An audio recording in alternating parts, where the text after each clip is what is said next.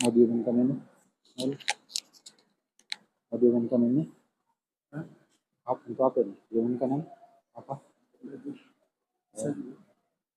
Sorry.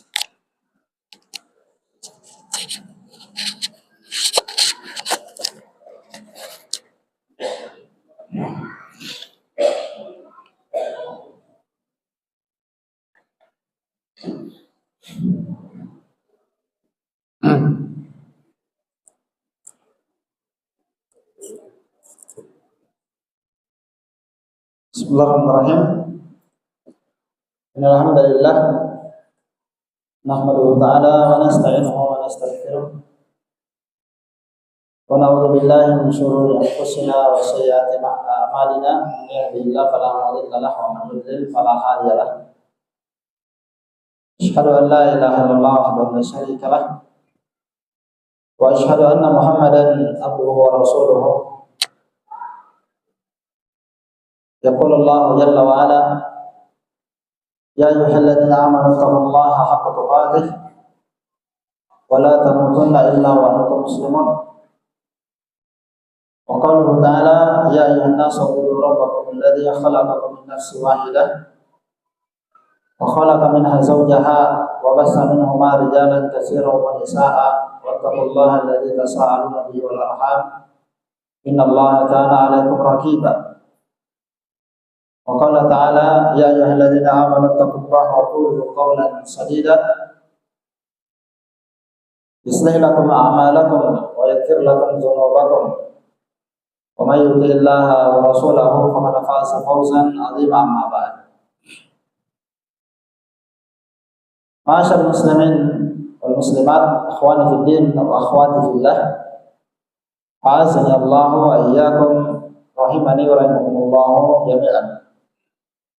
Kita lanjutkan insyaallah taala kajian kita membahas kitab Al-Ushul Sittah, yaitu 6 fondasi atau 6 landasan dalam agama Islam. Kita sudah sampai pada Al-Ushul Ats-Tsani, fondasi yang kedua. Amarallahu bil ijtima' fid din wa nahaa 'an tafarruq fihi fabayyana Allahu hadza bayanan syafiyan tafhamul awwal.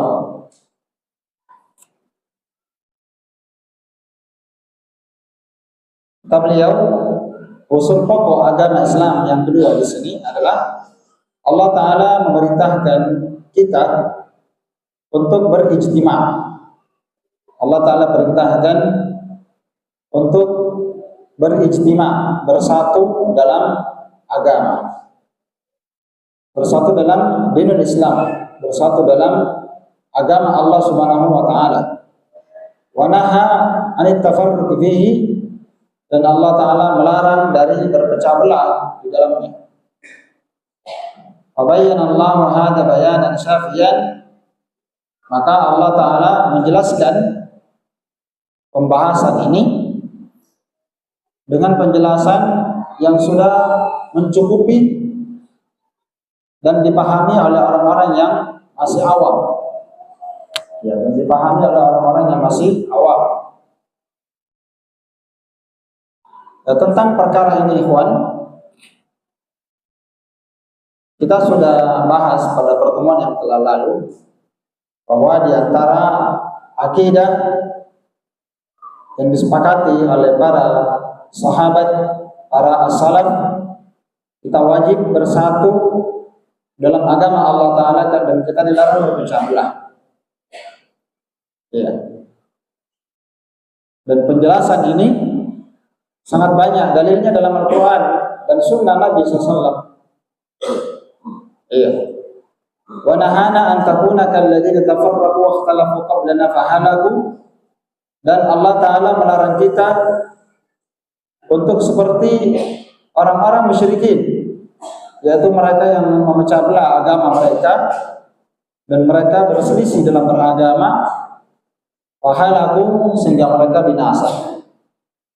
Ya, dalil tentang ini sangat banyak sekali. Wala takunu kal musyrikin minal ladzina farraqu dinahum. Allah Ta'ala berfirman, dan janganlah kalian seperti orang-orang musyrikin. Bagaimana orang musyrikin? Minal ladzina farraqu dinahum, yaitu mereka yang berpecah belah dalam beragama. Minal ladzina farraqu dinahum wa kanu syi'an, dan mereka bergolong-golongan dan mereka berkelompok-kelompok. Kullu hizbin bima ladaihim farihun. Setiap golongan masing-masing di antara mereka merasa bangga dengan golongannya masing-masing. Merasa bangga dengan golongannya masing-masing. Jadi dalam Islam ini kita dilarang bergolong-golongan, berkelompok-kelompok, buat jamaah masing-masing, lalu mereka saling berbangga dengan jamaahnya. Karena itu akan memecah belah kaum muslimin. Itu akan memecah belah kaum muslimin. Ya, dengan adanya perbedaan warna, perbedaan partai, perbedaan kelompok, perbedaan organisasi, perbedaan jamaah. Dengan banyaknya jamaah seperti ini, masing-masing akan berbangga dengan jamaahnya, partainya, organisasinya. Dan itu haram dalam Islam. Dan itu diharamkan dalam Islam. Sehingga para ulama mengatakan dalam Islam ini yang ada hanyalah satu jamaah. Islam ini hanyalah satu jamaah. La jamaat, bukan jamaah yang banyak. Bukan jamaah yang banyak. Dan tentunya jamaah inilah yang akan menyatukan kita bersatu dan berjamaah di atas al-haq, di atas dalil Al-Quran dan Sunnah. Ya. Karena tidak mungkin seorang dikatakan bersatu kalau mereka tidak sama-sama berpegang teguh dengan Al-Quran dan Sunnah di atas pemahaman para as-salafus salih. Mereka tidak akan mungkin bisa bersatu. Karena manusia itu beda-beda pemahamannya, beda-beda akidahnya, beda-beda mazhabnya, beda-beda pendapatnya, beda-beda akalnya. Dan tidak ada yang bisa menyatukan manusia kecuali mereka kembali kepada satu sumber, yaitu apa? Al-Quran dan Sunnah di atas pemahaman para as-salaf. Ya, satunya mau berdakwah dengan cara ya sesuai dengan apa yang dia pahami. Satunya mau beribadah dengan cara yang dia pahami. Satunya mau berakidah dengan cara yang dia pahami. Sehingga lahirlah pemahaman kita bebas untuk berkeyakinan, bebas berpendapat, kita bebas untuk berucap, berbuat, kita bebas, tidak perlu ditahan lama. Dan ini tentunya seruan untuk berpecah belah. Seruan untuk berpecah belah. Maka kita katakan tidak ada boleh pendapat kecuali pendapat itu dibenarkan oleh Al-Quran dan Sunnah.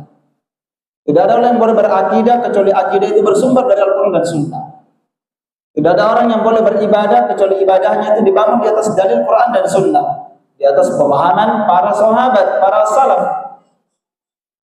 Ya, karena kalau tidak maka manusia pasti akan berpecah belah. Inilah inti pembahasan beliau, bahwa kita wajib untuk berjamaah dan dilarang berpecah belah. Jamaah yang apa yang diinginkan?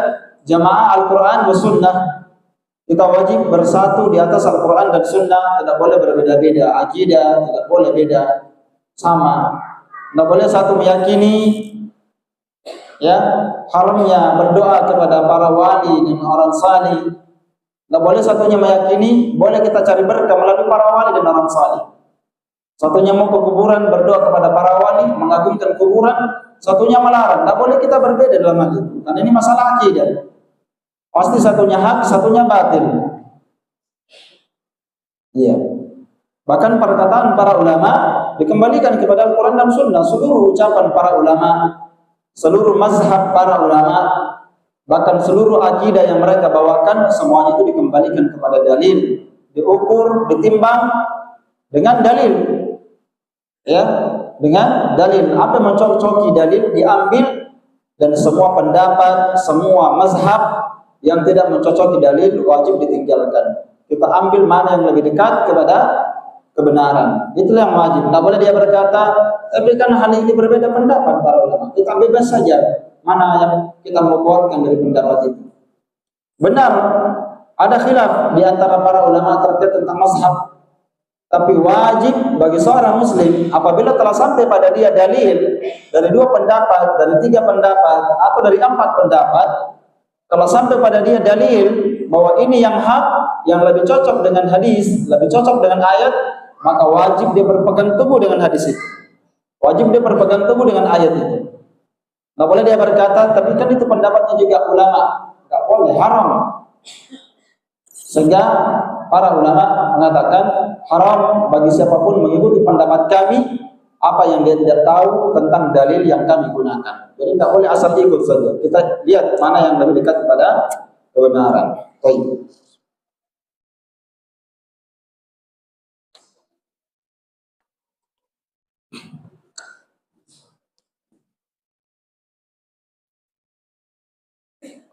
Dan ini sudah kita singgung ikhwan tentang wajibnya seorang berjamaah bersatu di atas al-haq, bersatu di atas apa yang dibawa oleh Nabi SAW dan para sahabatnya, atau bahasanya bersatu di atas Al-Quran dan Sunnah, di atas pemahaman as-salafus salih. Itu hukumnya wajib. Tidak ada seorang pun manusia di zaman sekarang, ya, tidak ada seorang pun manusia di zaman sekarang yang menyimpang dari jalan yang benar kecuali pasti karena dia menyelisihi para as-salafus salih. Pasti itu. Kalau ada di zaman sekarang orang yang menyimpang akidahnya, menyimpang tauhidnya, menyimpang ibadahnya, menyimpang kebiasaannya, menyimpang jalannya, tersesat dari jalan yang lurus, tidaklah hal itu terjadi kecuali karena mereka telah menyimpang dari jalannya para as-salafus salih, dari jalannya Nabi SAW dan para sahabatnya. Sementara tidak ada yang dijamin yang selamat kecuali Nabi dan para sahabatnya. Itulah ukuran standar kebenaran, mengikuti jalannya para salaf. Dalilnya hadisnya sudah kita bacakan pada bulan lalu, ya, pada pertemuan yang sudah lewat, di mana Nabi SAW bersabda, "Iftaraqat al-yahudu ala 71 firqatan." Orang Yahudi terpecah menjadi 71 golongan. "Iftaraqat an-nasara ala 72 firqatan." Dan orang Nasrani terpecah menjadi 72 golongan. "Wa hadhihi ummah sataftariqu ala 73 firqatan." Dan umatku, kata Nabi, umat Islam akan terpecah menjadi lebih banyak daripada Yahudi dan Nasara, yaitu terpecah menjadi 73 kelompok, golongan, jamaah, pemahaman. Terpecah menjadi 73 pemahaman, kelompok, jamaah. Kulluha finnar. Semua kelompok itu berada dalam neraka. Illa wahida, kata Nabi, kecuali satu. Sahabat bertanya, "Man hum ya Rasulullah?" Siapakah mereka ya Rasulullah? Sahabat bertanya, siapakah orangnya? Siapa mereka? Nabi menjawab dengan sifat. Nabi tidak menjawab dengan orang, ini orangnya yang selamat. Tidak. Nabi menyebutkan sifat.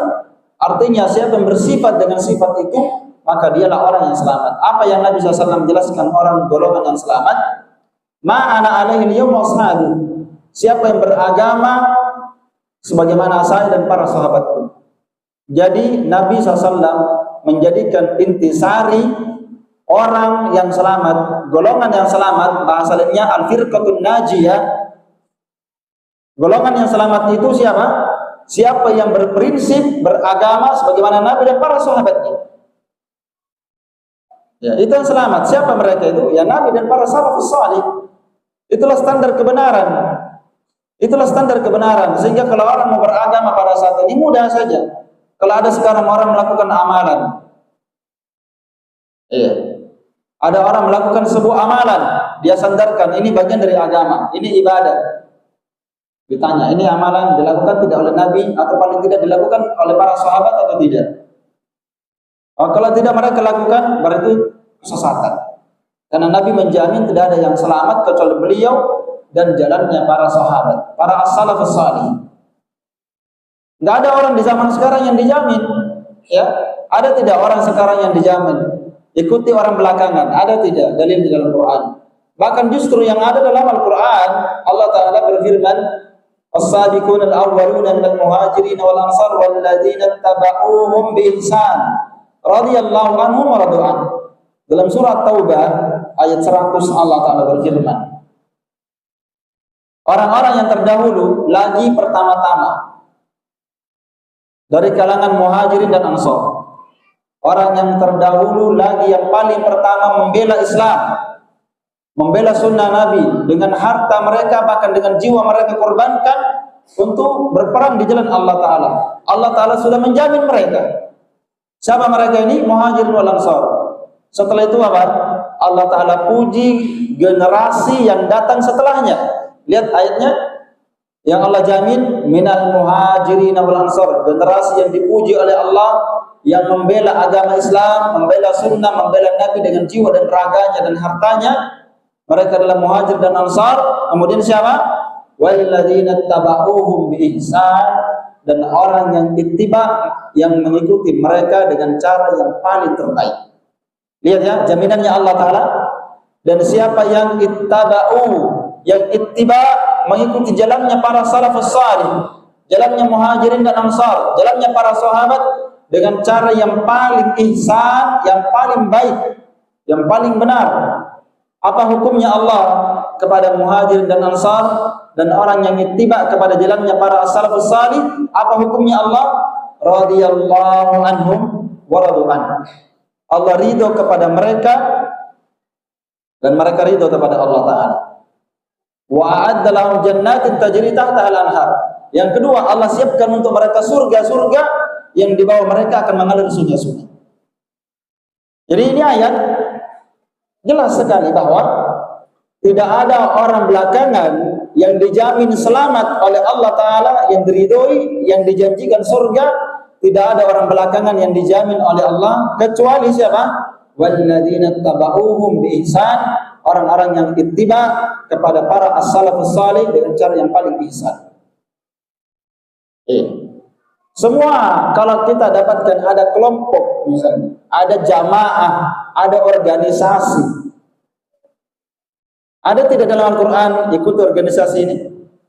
Ada tidak dalam Al-Quran ikuti kelompok ini? Ada tidak dalam Al-Quran ikuti jamaah ini? Ada tidak dalam Al-Quran? Tidak ada. Yang ada ikuti sahabat. Itu yang ada. Yang ada ikuti para salafus salih. Itulah yang dimaksud dengan wajib kita berjamaah. Berjamaah dalam makna apa? Bersatu padu mengikuti Al-Quran dan Sunnah di atas pemahamannya para salafus salih. Ya. Dan orang-orang yang mengikuti jejak dan jalan mereka dinamakan dengan salafiyun, pengikut salaf. Dan itu bukan kelompok. Itu bukan kelompok. Itu cuma nisbah dan nama saja. Nah, cuma banyak orang yang tidak paham istilah itu, mengikuti salafus salih, mengikuti Nabi dan mengikuti para salaf. Salaf artinya pendahulu, itulah para sahabat. Maka kita wajib mengikuti mereka dalam beragama. Wajib atau tidak? Wajib. Sekarang saya tanya, wajib tidak kita bermazhab dengan mazhab Syafi'i? Tidak wajib. Kalau antum berkata wajib bermazhab Syafi'i, berarti ada ayat dari Al-Quran, ada hadis dari Nabi mengatakan ikuti mazhabnya Imam Syafi'i. Sementara Nabi tidak ketemu dengan Imam Syafi'i. Wajibkah kita bermazhab Hambali seperti mazhab Imam Ahmad? Tidak wajib dan tidak sunnah. Wajib tidak kita bermazhab Hanafi? Tidak wajib juga, karena tidak ada dalil yang memerintahkannya. Tapi kalau mengatakan wajib tidak kita bermazhab seperti mazhabnya para sahabat, wajib tidak? Wajib. Karena kalau tidak ikuti mereka, siapa mau diikuti? Kira-kira kalau tidak diikuti sahabat yang paling mengerti Al-Quran dan Sunnah, siapa mau diikuti? Ya, inilah dalil menunjukkan bahwa kita wajib berjamaah dan tidak boleh berpecah belah di sini. Kenapa ada orang berpemahaman ini, pemahamannya beda-beda? Karena mereka tidak kembali kepada Al-Quran dan Sunnah seperti pemahaman salaf. Benar, ada yang berdalil dengan Al-Quran, benar. Kita pakai dalil ayat ini, kita pakai hadis. Tapi pemahamannya benar tidak? Karena Khawarij mereka berdalil juga dengan ayat. Mu'tazilah berdalil juga dengan ayat. Al-Qadariyah berdalil juga dengan ayat. Ya kan? Ada orang berdalil misalnya keluar khuruj 3 hari. Dia berdalil dengan ayat Al-Quran. Kuntum khaira ummatin misalnya ukhrijat linnas. Allah Ta'ala berfirman, kuntum khaira ummatin ukhrijat linnas. Kalian adalah umat yang terbaik. Ukhrijat, khuruj, yang dikeluarkan untuk manusia di jalan Allah Subhanahu wa Ta'ala. Ta'muruna bil ma'ruf, kamu keluar memerintahkan yang baik, wa tanhauna 'anil munkar, dan kamu mencegah dari kemungkaran, wa tu'minuna billah, dan kamu beriman kepada Allah. Nah, mereka tafsirkan maksudnya ini kita disuruh keluar khuruj. Ini ayat. Sekarang adakah ulama yang menafsirkan seperti ini? Ada tidak sahabat yang memahaminya kita disuruh keluar begitu? Ataukah Anda sendiri yang membuatnya? Nah, inilah yang saya maksudkan. Kadang orang berdalil dengan ayat, berdalil dengan hadis, tapi cara berdalilnya tidak sebagaimana para sahabat. Sekarang mana yang lebih paham Al-Quran dan Sunnah? Kita orang belakangan atau para sahabat? Para sahabat itu dia lihat ayat turun, dia paham maksudnya ini ayat, tujuannya begini, maksudnya begini. Di sini ayat itu turun, maksudnya tujuannya begini, sebab turunnya ayat itu begini. Iya, makanya para ulama seluruhnya bersepakat. Siapa yang menafsirkan Al-Quran, siapa yang menafsirkan hadis, tidak sebagaimana yang ditafsirkan oleh para as-salafus salih, para sahabat, maka dia pasti akan tersesat dengan kesesatan yang jauh. Nah, inilah bisa kita pahami kenapa kita wajib mengikuti mereka. Nah, sekali lagi, ukuran al-jamaah ketika Imam Al-Barbahari dalam kitabnya Syarh Sunnah, ketika beliau membahas tentang wajib berjamaah, karena Nabi SAW berkata bahwasannya umatku terpecah menjadi 73 golongan yang selamat. Dalam satu hadis yang lainnya Nabi mengatakan yang selamat adalah al-jamaah. Apa ukurannya al-jamaah? Para ulama mengukur kebenaran berada di atas al-jamaah yang selamat dari neraka. Ukurannya al-jamaah satu saja, sahabatnya Nabi Muhammad SAW. Itu ukurannya. Jadi ukurannya al-jamaah yang selamat siapa? Siapa ukurannya al-jamaah yang selamat? Semua jamaah yang mengikuti jalannya para sahabat. Karena Nabi tidak ada yang dia jamin dalam hadisnya, dan Allah Ta'ala tidak ada yang dia jamin dalam Al-Qur'annya kecuali siapa? Para sahabat. Siapa yang mengikuti jalannya mereka, maka pasti dia selamat. Itulah ukuran al-jamaah yang selamat. Ya, jadi cara mengukurnya gampang ya. Sekarang ada orang demo-demo, sahabat demo-demo tidak? Hah? Gitu saja kan, gampang. Demo-demo tidak ini sahabat dulu. Kalau ada pemimpin di zaman para sahabat dan di zaman para tabi'in, ada pemimpin yang zalim namanya Hajjaj bin Yusuf. Pemimpin ini tidak ada perbandingannya pemimpin sekarang. Dia ini Hajjaj bin Yusuf, dia bunuhi kaum muslimin, bahkan dia bunuhi para ulama. Kenapa? Karena tidak cocok dengan dia marah, akhirnya dia bunuhi. Sampai Al-Hasan Al-Basri, ulama besarnya di negeri Basra, berkata kami sembunyi di bawah tanah karena takut sama Hajjaj bin Yusuf. Kenapa? Karena ulama semua yang dipanggil sudah dipenggal lehernya. Sekarang ada tidak sahabat yang memfatwakan di zaman itu pemimpin yang zalim? Ada tidak sahabat sepotong orang kalau ada dia mengatakan kritik pemerintah, demo sama dia? Enggak ada seorang pun dari kalangan sahabat yang mengatakan itu. Iya, enggak ada yang pergi ke jalan lempar batu, ambil kayu. Ada tidak seperti itu? Ini masalah akidah. Jadi kita mau mengukur kebenaran, mengikuti al-jamaah, ikuti para sahabat. Gampang, beragama ini mudah saja. Apa yang dilakukan para sahabat itulah agama.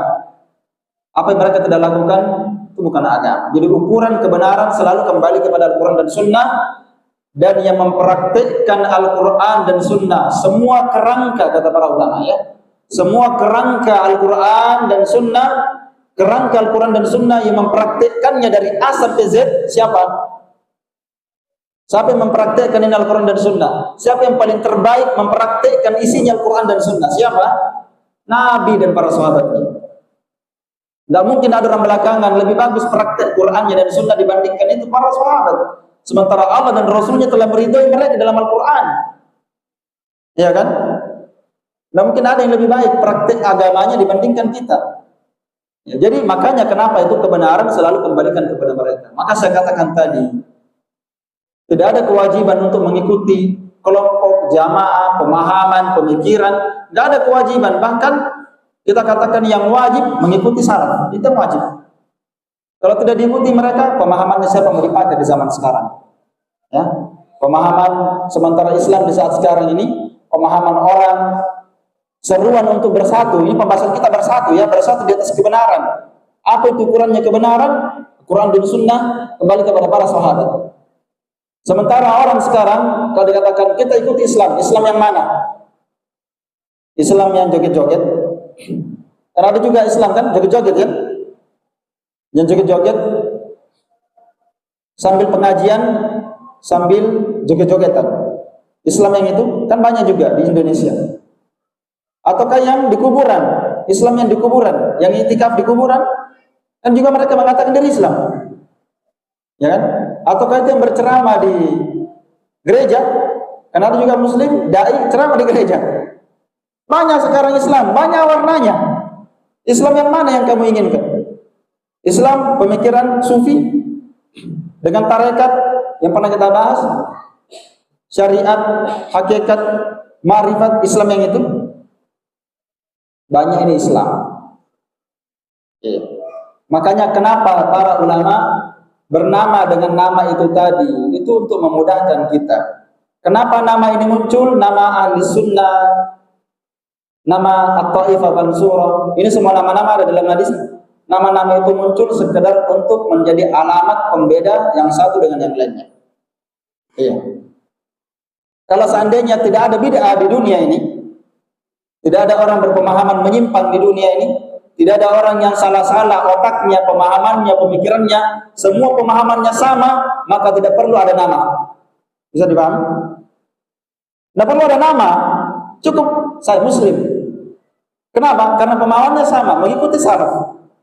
Tapi karena pemahaman orang sekarang muslim, ada yang pemahamannya sufi, ada yang maturidi, ada pemahamannya Asy'ari, ada pemahamannya Jahmiyah, ada pemahamannya pemahamannya Mu'tazilah, ada pemahamannya Jabriyah, ada pemahamannya Al-Qadariyah, ada pemahamannya Sufiyah, ada pemahaman Syiah juga. Syiah mengaku muslim tidak? Mengaku muslim Syiah. Dia katakan Al-Quran sudah berubah, mau diikuti itu. Dia katakan Abu Bakar dan Umar kafir, masuk neraka. Dia katakan istri Nabi SAW adalah wanita jahat. Islam, Syiah mengaku muslim juga. Islam yang mana yang kita mau ikuti? Makanya kenapa ini nama muncul As-Salafiyah, mengikuti salafus salih. Itu bukan kelompok, cuma menisbahkan diri supaya apa? Kenapa kita bernama dengan itu? Mengikuti jalannya para salafus salih dengan nama Salafiyah, mengikuti jalannya salaf, supaya kita tidak bereksperimen dalam beragama. Itu tujuannya. Supaya kita tidak bereksperimen, tidak bikin sendiri. Oh, kayaknya bagus begini, oh kayaknya bagus. Tidak, agama itu sudah paten. Akidahnya, ibadahnya, tidak ada yang dibuat-buat. Dalilnya sudah ada. Maka para sahabat berkata, ittabi'u wa la tabtadi'u. Kalian cukup beragama ini, ikuti saja yang sudah ada. Jalannya para sahabat, ikuti jalan mereka. Wa la tabtadi'u, jangan bikin jalan yang baru. Faqad kufitum, karena Allah Ta'ala sudah mencukupkan kalian dengan jalan yang benar. Ya, jadi kita tidak perlu berpemikiran sendiri dalam beragama. Karena agama ini ya bukan eksperimen mau dibikin sendiri. Kayaknya bagus kalau begini, bagus kita buat begini. Tidak. Yang jelas apa yang mereka tidak lakukan, mereka itu bukan agama. Faman lam yakun yawma ad-dinan fala yakun al-yawma dinah. Apa yang tidak dianggap agama di zaman Nabi dan para sahabat tidak melakukannya, maka itu bukan agama. Walaupun seluruh manusia mengatakan itu bagian dari agama. Tinggal kita kiaskan, beragama itu tinggal kita mengkias. Ada tidak di zaman dulu mereka melakukan seperti itu. Karena orang belakangan ini nggak ada yang hidupnya seperti para sahabat yang cinta dengan akhirat, rela mati dengan akhirat, Nggak ada orang seperti ini. Di zaman kita sekarang ini, hampir semua manusia cuma cinta dunia. Iya. Kita tidak bisa bandingkan dengan para sahabat, di mana hidupnya mereka itu karena agama mereka hidup.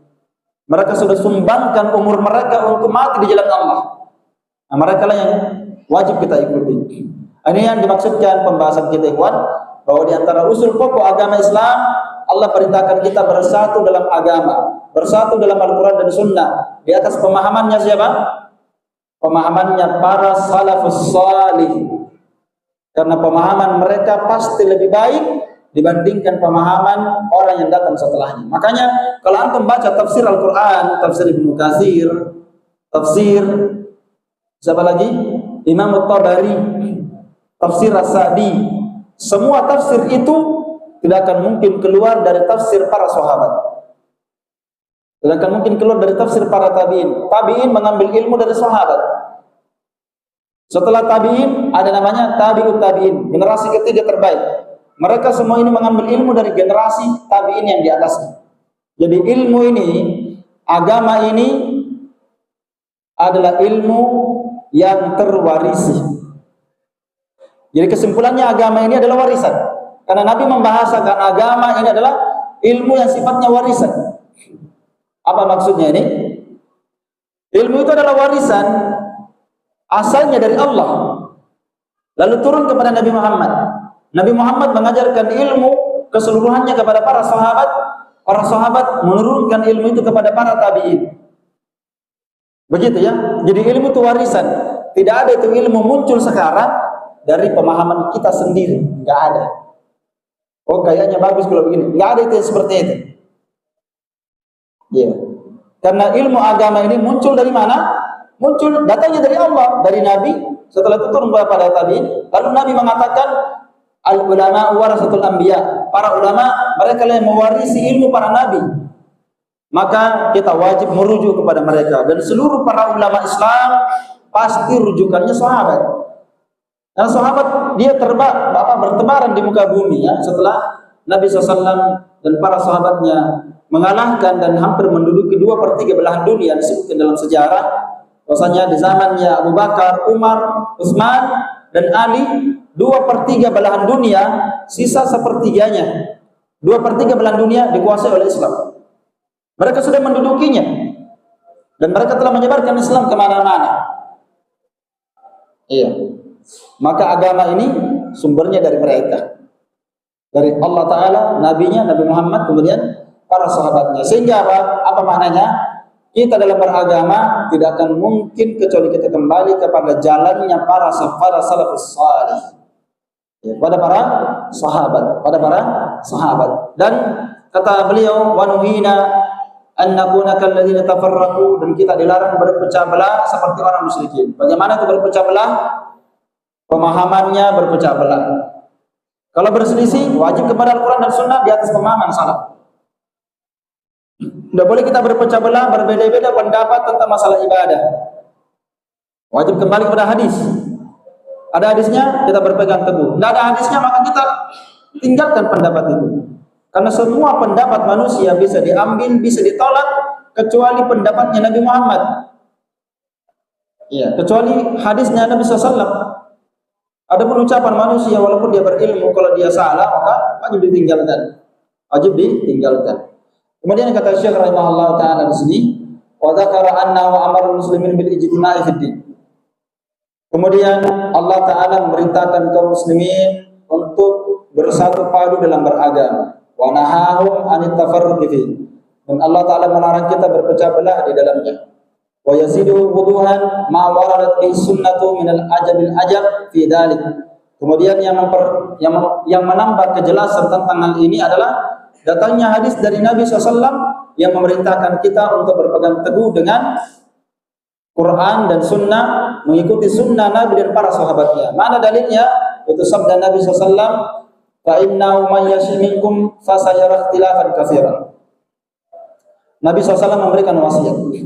Kata beliau, siapa yang panjang umurnya di antara kalian, maka fasayara ikhtilafan katsiran. Kata Nabi, pasti kalian akan melihat perselisihan yang sangat banyak di tengah kaum muslimin. Apa rujukannya?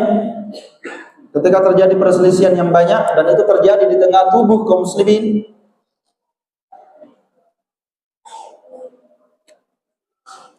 kata Nabi SAW, jika kalian melihat perselisihan, pertikaian, perbedaan di tengah kaum muslimin ini, maka fa'alaikum bisunnati wa sunnatil khulafa'ir rasyidin al-mahdiyyin. Wajib bagi kalian untuk berpegang teguh dan mengikuti sunnahku dan sunnahnya para sahabatku. Ya kan? Nabi tidak mengatakan ikuti kelompok ini, ikuti pemahamannya fulan, ikuti kelompok fulan. Yang wajib kemana? Wajib kembali kepada Al-Quran dan sunnah para sahabat. Karena para sahabat inilah yang menerapkan kerangka isi Al-Quran dan sunnah dari A sampai Z. Mereka sudah amalkan semua itu. Ya, sehingga para sahabat berkata begini, tidak ada satupun kebaikan, ya, kan? Tidak ada satupun kebaikan dalam Islam yang ada dalam Quran dan Sunnah kecuali sahabat sudah melakukannya semua. Kalau ada kebaikan dilakukan oleh kita orang belakangan, sahabat tidak melakukannya, berarti kita lebih baik daripada mereka. Bisa dipahami? Tidak ada satupun kebaikan dalam agama Islam, tidak ada satupun kebaikan, bentuk kebaikan apapun, sekecil apapun kebaikan itu, kecuali semua kebaikan itu sudah dipraktikkan oleh siapa? Para sahabat. Kenapa? Makanya kenapa kita disuruh kembali sama mereka, kepada Nabi dan kepada para sahabatnya? Karena mereka sudah mempraktikkan isi Al-Quran dengan ucapannya, dengan perbuatannya, dengan kehidupannya. Mereka sudah mempraktikkannya. Sehingga para sahabat itu, kata para ulama, para sahabat itu mereka tidak menyisakan satupun kebaikan untuk orang yang datang belakangan, kecuali pasti sudah mereka kerjakan. Tidak ada itu kebaikan kecuali mereka sudah kerjakan itu. Lau kana khairan lasabaquna ilaih. Kalau seandainya itu kebaikan, maka sudah pasti mereka sudah mendahului kita dalam kebaikan. Karena tidak ada orang di dunia ini lebih bersemangat dengan surga, lebih bersemangat dengan ketaatan dibandingkan para sahabat. Tidak ada orang di dunia ini lebih bersemangat dengan akhirat dibandingkan para sahabat. Tidak ada. Karena hati mereka sudah dilihat oleh Allah Ta'ala. Hatinya sudah diuji. Allah Ta'ala mempersaksikan kebaikan mereka. Maka datang dalam hadis Abdullah bin Mas'ud memperumpamakan bagaimana sahabat. Kata beliau, Allah Ta'ala melihat kepada hati. Dan Allah Ta'ala mendapati hati Nabi Muhammad adalah hati yang paling terbaik di antara seluruh hatinya makhluk. Maka Allah Ta'ala mengangkat Nabi Muhammad menjadi Nabi. Ya. Lalu setelah itu, apa lagi yang Allah lihat? Kata Ibnu Mas'ud, setelah itu Allah Ta'ala melihat kepada hati-hati manusia. Dan Allah Ta'ala mendapati hati yang paling bersih, yang paling terbaik, yang paling mulia adalah hatinya para sahabat. Maka Allah Ta'ala jadikan para sahabat menjadi temannya Nabi Muhammad. Kalau ada yang berkata ada yang lebih baik daripada sahabat, bisa kafir itu. Iya. Dia bisa kufur. Kalau ada yang mengatakan ada orang belakangan lebih baik dibandingkan para sahabat, berarti dia orang bodoh namanya. Iya. Sementara seluruh sahabat bersepakat bahwa tidak ada manusia yang lebih utama di alam ini setelah Nabi Muhammad yang lebih utama dibanding Abu Bakar As-Siddiq. Bahkan sebagian para ulama mengatakan Abu Bakar As-Siddiq adalah orang yang paling pertama masuk surga setelah Nabi dan Rasul. Setelah Nabi dan Rasul, Abu Bakar As-Siddiq yang paling afdal. Iya, yang paling afdal. Jadi nggak ada keraguan ini ya, mengikuti jalan mereka. Iya. Jadi sekali lagi kalau mau berislam, yang nggak ada jalan kita untuk berislam, beragama, berakidah, beribadah kecuali mencontoh mereka. Karena mereka ini adalah teladan yang sudah Allah puji dalam Quran dan Sunnah. Ya, makanya Nabi berkata, siapa yang panjang umurnya di antara kalian melihat perselisihan yang terjadi di antara mereka, maka yang wajib apa? Mengikuti sunnahku dan sunnahnya siapa? Para sahabatku. Apa itu sunnah? Sunnah artinya jalan, ajaran. Ikuti jalannya para sahabat, para salafus salih. Maka kamu tidak akan tersesat. Ya. Adapun orang belakangan Yang masih hidup nggak ada jaminan. Nggak ada jaminan dia jalannya benar atau tidak. Nggak ada jaminan. Yang dijamin, kata sahabat Ibnu Mas'ud, ikutilah orang yang sudah mati. Kata Ibnu Mas'ud, sahabat Nabi SAW, ikutilah orang yang sudah mati. Karena orang yang masih hidup belum aman dari fitnah. Kata beliau, siapa yang sudah mati? Kata beliau, yang sudah mati itu sahabatnya Nabi Muhammad. Karena mereka sudah mati, Allah Ta'ala puji mereka dalam Al-Quran.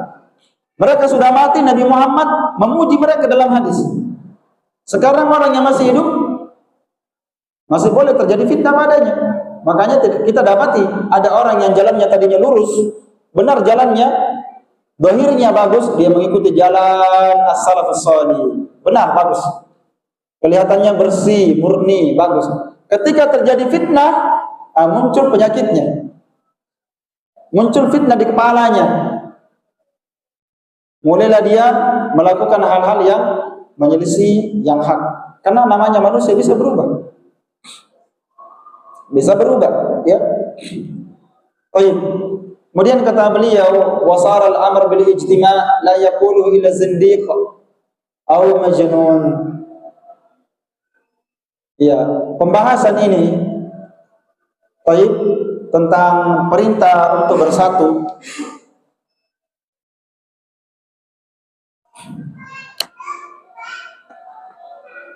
Mereka orang-orang yang bodoh mengatakan bahwa perintah untuk bersatu di atas pemahaman seperti yang kita bahas tadi, bersatu di atas Al-Quran dan Sunnah,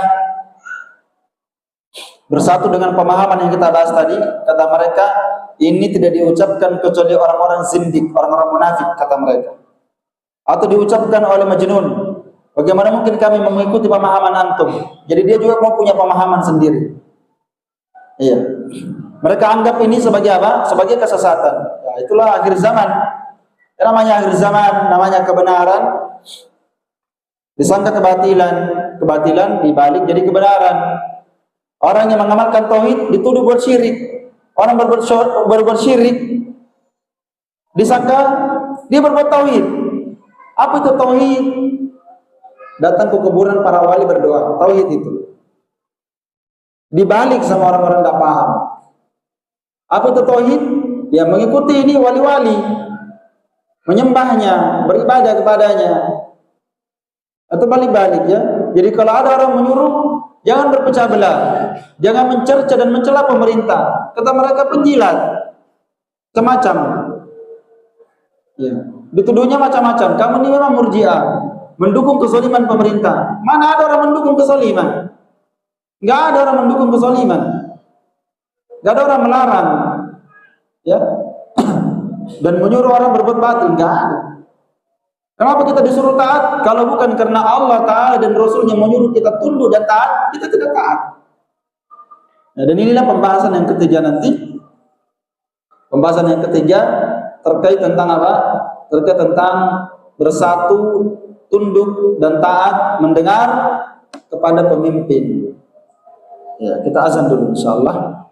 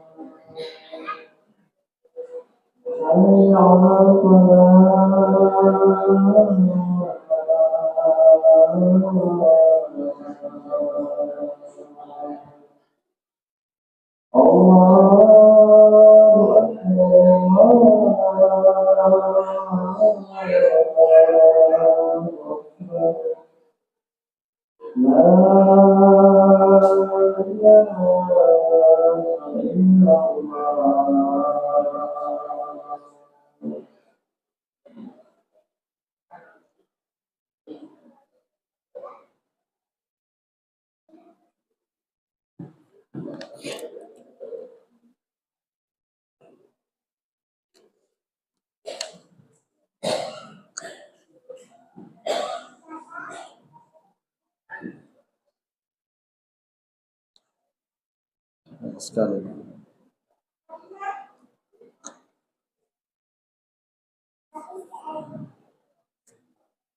Kita cukupkan saja ini ya. Ini terbang-terbang banyak sekali. Ya, insyaallah nanti kita sambung pada pertemuan akan datang. Assalamualaikum warahmatullahi wabarakatuh.